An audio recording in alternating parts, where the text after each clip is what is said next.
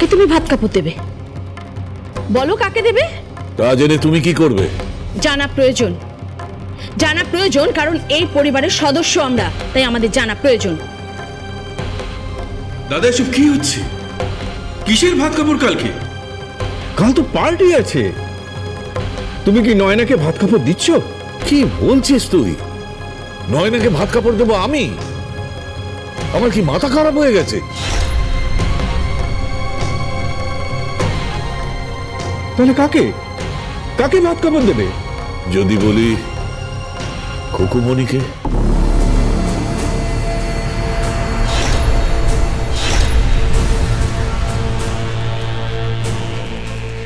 কি বলছো তুমি? বাবা কাল কিন্তু বাড়িতে আগুন জ্বলে যাবে। আপনি কেন বুঝতে চাইছেন না? কাল বাড়িতে আগুন চলে যাবে, খুব ঝামেলা হবে, খুব অশান্তি হবে যদি ওই খুকুমণি দাস এই বাড়িতে ঢোকে। কেন বুঝতে চাইছেন না আপনি? ছোটকা ছোটকা, আপনি একটু বাবাকে বোঝান না। কি হলো পাপড়ি, তুমি চুপ করে আছো কেন? বাবাকে কিছু বলো। কালকে পার্টি আছে, এত লোকজন আসবে। রিসেপশন পার্টিতে সবার সামনে নয়নাকে পরিচয় করিয়ে দেওয়া হবে যে ও এই বাড়ির বউ। মিথ্যেকে ভিত্তি করে গড়ে ওঠা সম্পর্কে আমি বিশ্বাস করি না। যার সঙ্গে বিয়েই হয়নি তার সঙ্গে পরিচয় করাবো কি করে? আপনি কেন বুঝতে চাইছেন না? আসলে বুড়ো বয়সে আপনার ভীমরতি ধরেছে, পিসিমার আপনার সবার ভীমরতি ধরেছে। মাম্মি প্লিজ, তুমি দাদাইয়ের সাথে এভাবে কথা বলতে পারো না। চুপ চুপ করে থাকো তুমি। কেন চুপ করে থাকবো? তুমি দাদাইয়ের সাথে কেন এভাবে কথা বলছো? বেশ করছি, বেশ করছি, আমি এভাবে কথা বলছি, তার কৈফিয়ত আমি তোমাকে দেবো নাকি? হ্যাঁ দেবে।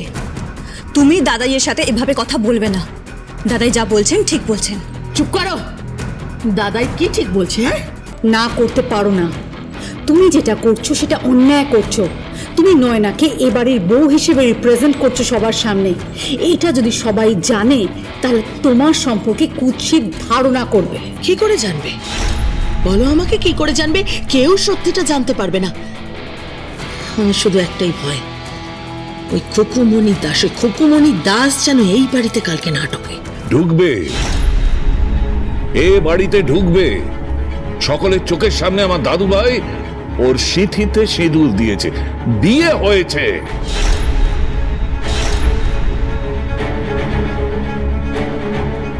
আমি এই বিয়ে বিশ্বাস করি না।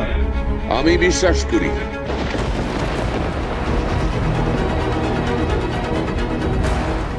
রইল তোমার মন্ত্রোচ্চারণ, তাও দেওয়া যাবে। রইল তোমার রেজিস্ট্রি, তাও দেওয়া যাবে। কিন্তু বিয়ের যেটা মূল পর্ব, সিঁদুর দান, সেটা সম্পন্ন হয়ে গেছে।